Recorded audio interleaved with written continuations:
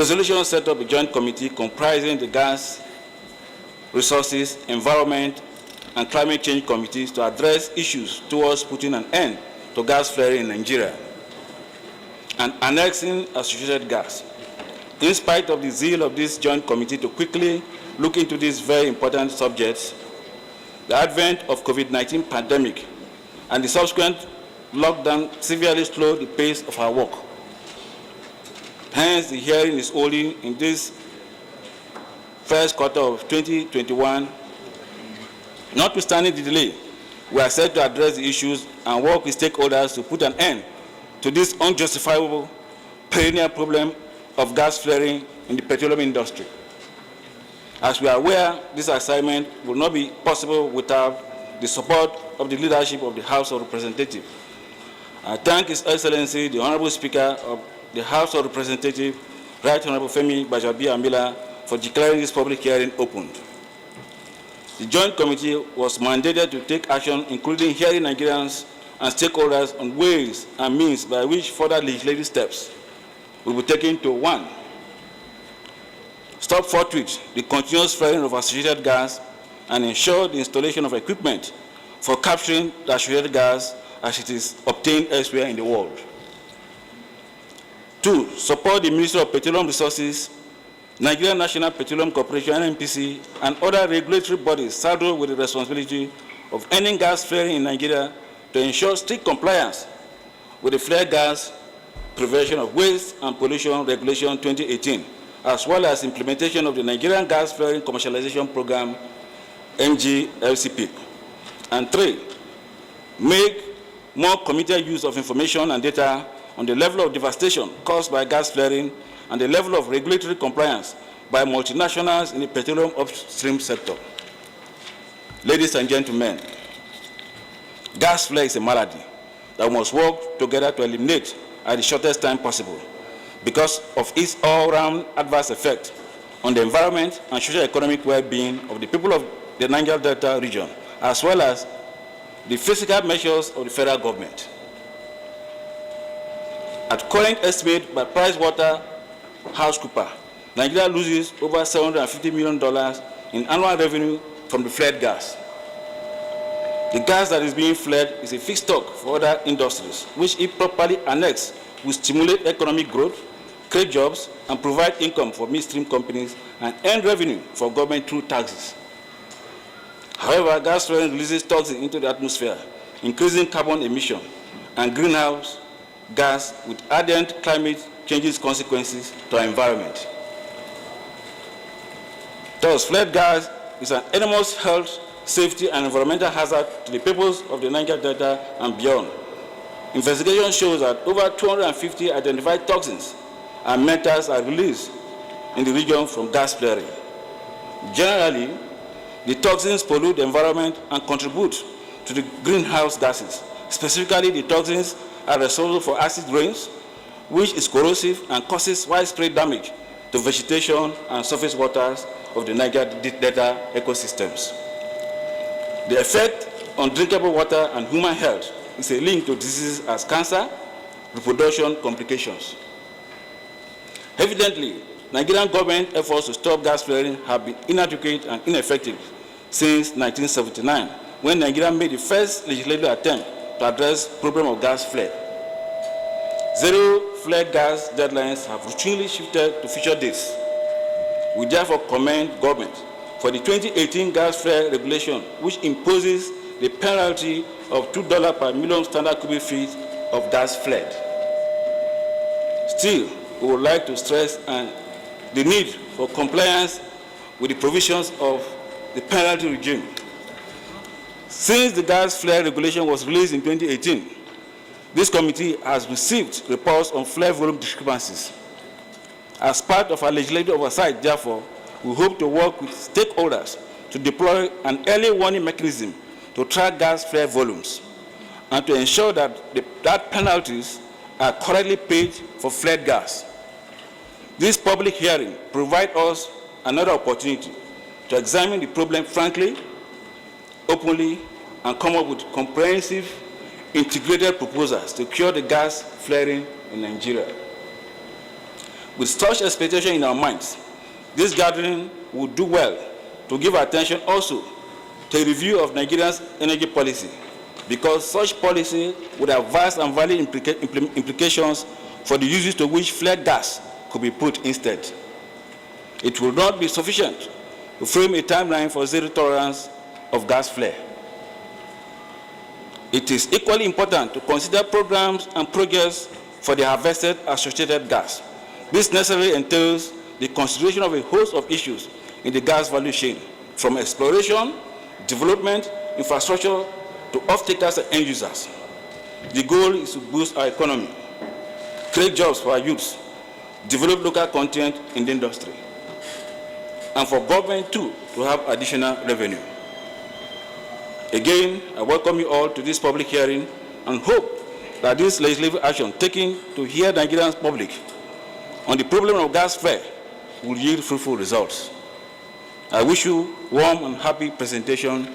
Thank you all. Because of the strict and cogent COVID-19 protocols and guidelines that the House, under the leadership of Right Honorable Femi Gbajabiamila, has kept in place, that has delayed the screening at the different point.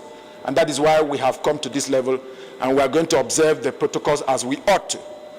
Remarks by the Speaker of the House of Representatives, Rep. Femi Gbajabiamila, at the public hearing on gas flaring in Nigeria, holding at the House of Representatives, New Building, National Assembly, on Monday, the 15th day of February 2021. Good morning. I welcome you all to the House of Representatives this morning, and I thank you all for being here. Last year, the House of Representatives heard and debated on a motion on the need to end gas flaring in Nigeria and harness associated gas resources. We have gathered here today to fulfill the resolutions reached that day, including the charge to investigate the level of devastation caused by gas flaring and the level of regulatory compliance by multinationals in the petroleum upstream sector. The conversation about gas flaring in Nigeria has been going on for a long time. Unfortunately, those conversations have not yielded the desired results. We have not managed to end the environmental damage that results from gas flaring, and we are still deprived of the economic benefit of full utilization of gas resources in our country. In this 9th House of Representatives, we intend to do everything we can to change this narrative. We will convene stakeholders to deliberate and resolve the policy disagreements and other issues that have mitigated against the effective utilization of gas resources.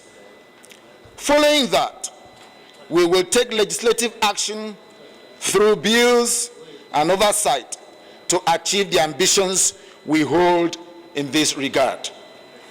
I thank the chairmen and members of the respective committees for the work that they have done so far and will continue to do to give life to the resolutions of the House of Representatives. And I thank all of you who have taken the time to be here to participate in this public hearing and in other efforts to end gas flaring in our country.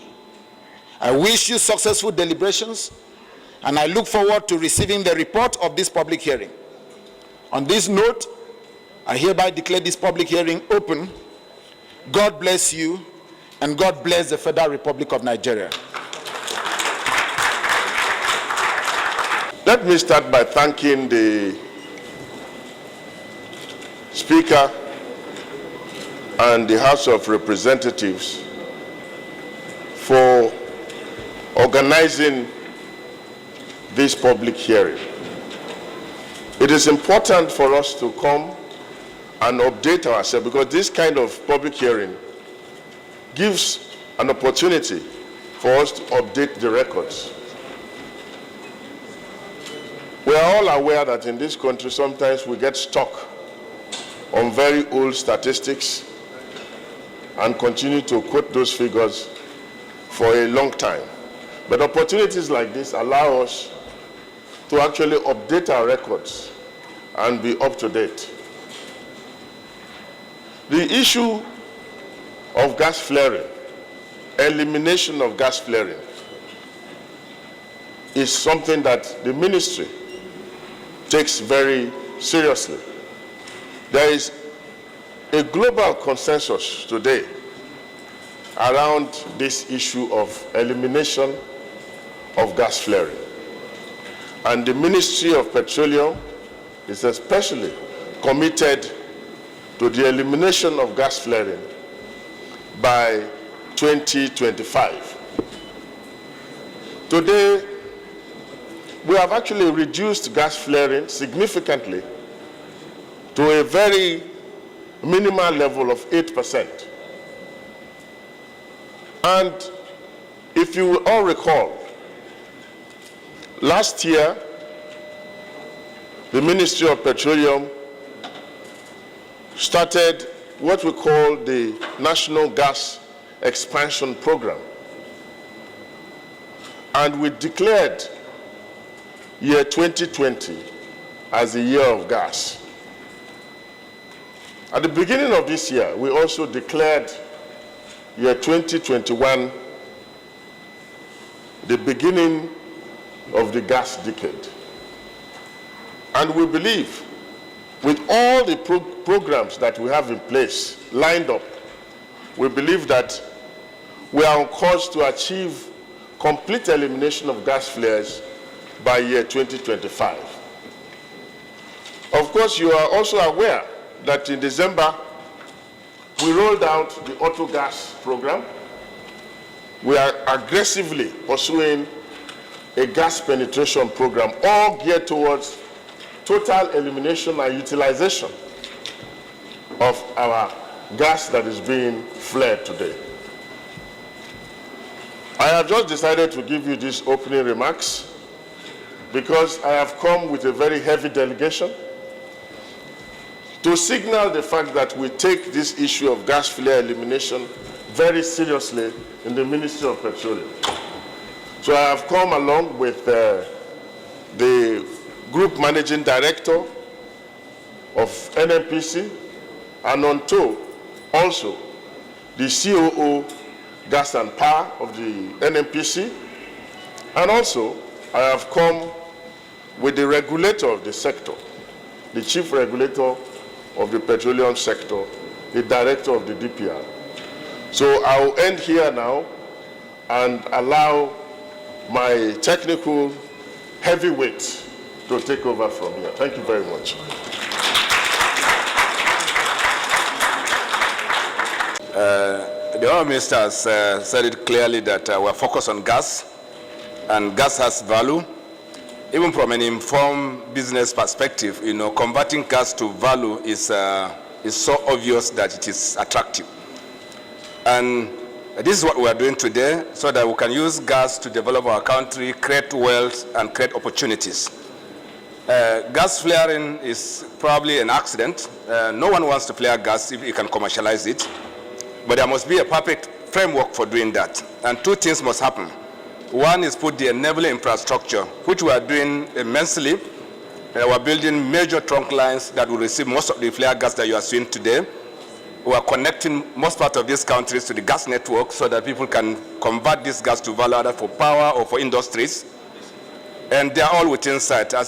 Just to put it in perspective, Mr. Chairman, by the end of March, we have what we call the Kwale cluster of flare gas. It makes about 200 million scoop of gas the day of flare. By the end of March, this will vanish because we are going to end connecting all the lines that will take this into a trunk line, and automatically it goes away. So you'll be left probably with another 300 million scoop of gas that is being flared today, and I am aware, and we're working on it, that a number of projects are being executed to make sure that we take the flare completely out. The easiest way of doing it, Mr. Chairman, is to bring them into a trunk line. And I know that there are gas flare sites across the Niger Delta, for many of them, maybe in some impossible conditions or locations. All these are commercial issues, and I know the chairman himself is also working on the petroleum industry bill, which will create the framework for monetizing this gas. And it's business that makes people invest. And my brother Director and CEO of DPR is here, no matter how much penalty you put, if the cost of the penalty is cheaper than the cost of developing the gas that may not be commercial, people will continue to play and pay the penalty. You can raise the player penalty to any number, and what it does is that it completely makes people not to invest in anything.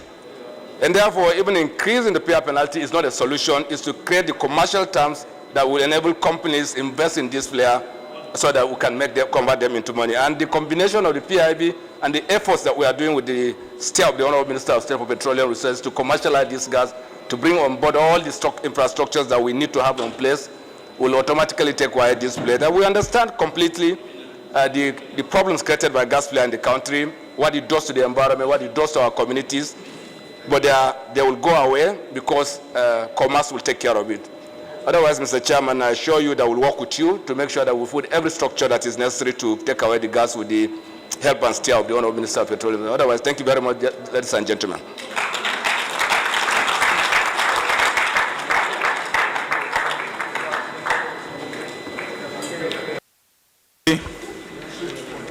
I now call on the Director, CEO, DP. Ably represented by Honorable Lukman, the committee chairman, and other right honorable that is here. May I use this opportunity to greet the Honorable Minister of State, Petroleum, GMD, and DPR, and other viable persons in the industry are well represented. Also extend my greeting to all the states chairmen that are here with me. May I use the opportunity to specially apologize to this honorable house that what transpired on the 28th day of January 2021. It was a calculated attempt to stop the voice of the ordinary host communities from the pains that we are passing through. But by the grace of God, we can see the peaceful atmosphere today. And what happened in the Senate, you will agree with me that it was a sponsored attack on the voice of host community.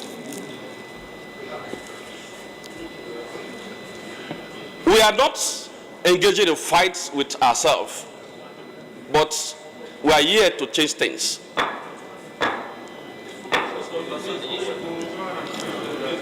Yes, my chairman, I need to do this because I am interfacing with everybody on what happened. That's why I'm going straight to my point. Yes. Truly, this bill at public hearing is timely. I am, let me introduce myself, I'm my Chief Dr. Benjamin Style Tamarabi, JP, the Apollo one of Main Kingdom. By virtue, I'm the national president of host communities of Nigeria producing oil and gas, standing for every community that produce midwife, all the critical assets in Nigeria.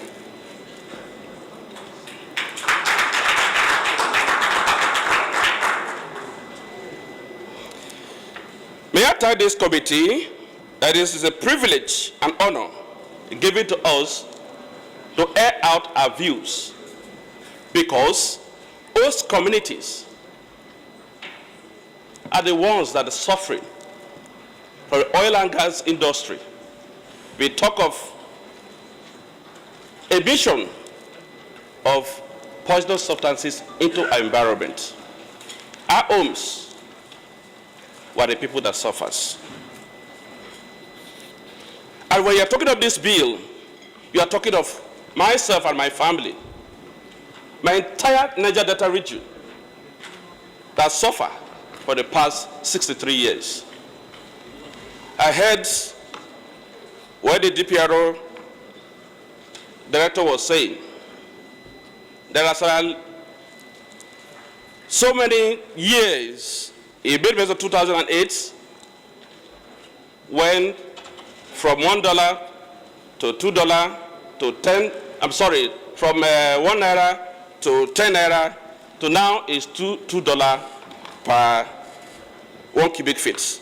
When you are emitting more than 10,000 cubic feet of gas, you have to pay $2,002. And who is collecting the fund? The question, who is collecting the fund? The federal government is collecting the fund. Why the communities that suffers from the brunt have not been ameliorated and keep us dying, and we have been dying slowly in the region. This is criminal. Because the people that will bear the pains ought to benefit from it. These funds have been collected from far back 1985. And by the end of God, this fund has been collected by the federal government, and also the oil companies have not also been faithful in remitting the penalties. We are not interested in the penalties. The minister has made it clear, and we are gladdened that now gas is the hub of Nigeria tomorrow. It's the future. Let me put it, it's the future of Nigeria. We are now going out of what? Fossil fuel. In our own presentation in the PI bill, we made it clear that 10% equity shareholding will guarantee the critical assets. You are not talking of your gains alone, but we should be partners in progress. By having a partner in progress, the critical assets will be secured. Oil companies are talking of their gain and losses. You are not considering the pain of the host communities. And that is the reason we are saying there should be win-win situation. The oil companies are winning, the government is winning, and the host community too will be winning. And in that case, the critical assets will be well assured, secured. And this, I will not talk much. I only just adumbrate, allow my technical to look into it in a way that will help us. Thank you.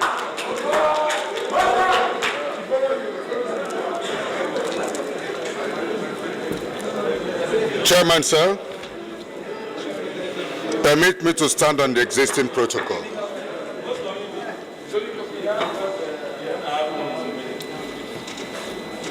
I want to continue from where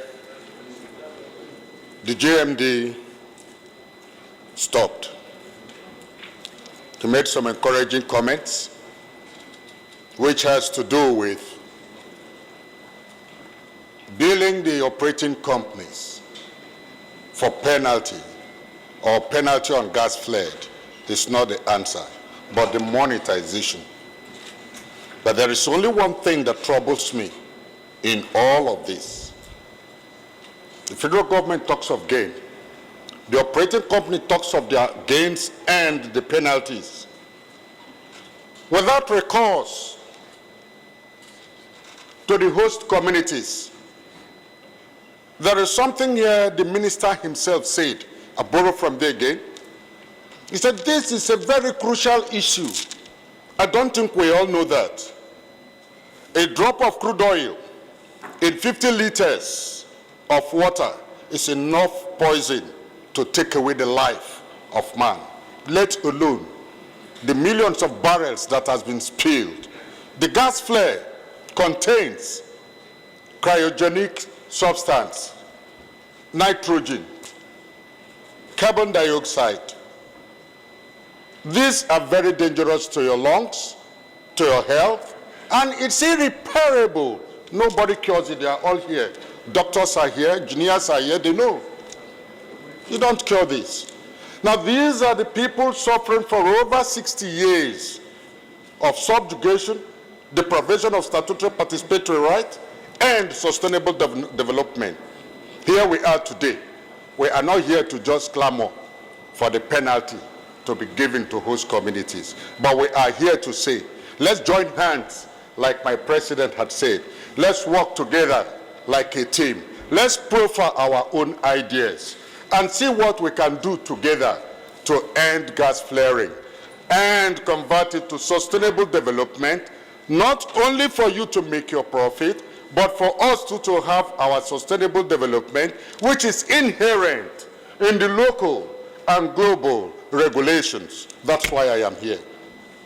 We have a cryogenic plant.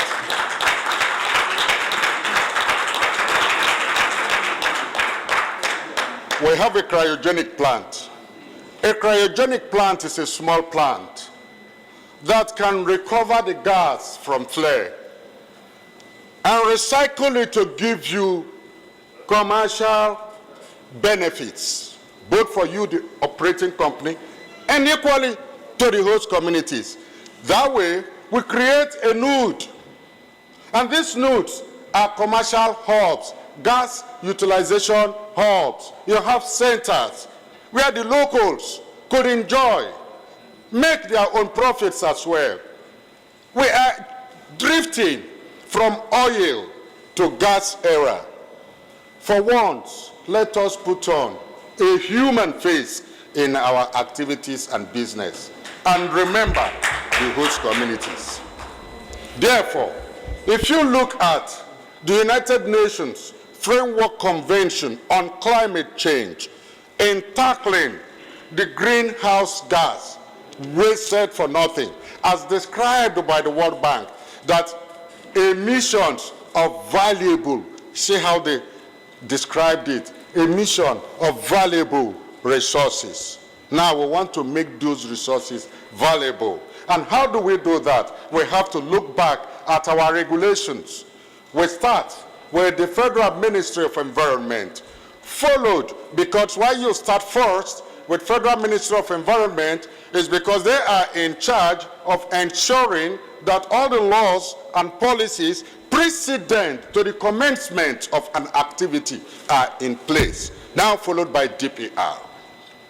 I'm talking in respect to host communities. I'm not after the operations of the operating companies. Because for a host community, you have done your business analysis, project design document, which is PDD, you've done with that. But don't forget whilst doing the PDD, like it is contained in the UNFCCC CDM criteria, you must have the map of that environment in your design document, showing the community where you are working, showing strategies and plans you have made for their sustainable development, and mitigation plans, which we are not complying to. Therefore, Federal Minister of Environment first, DPR follows. NOSRA will come in because it is their duty to ensure if there is flare, blowout, whatever. This we are entering into very high, volatile, risky business, more than oil. If there is a blowout here, 100 miles away, we'll feel the impact.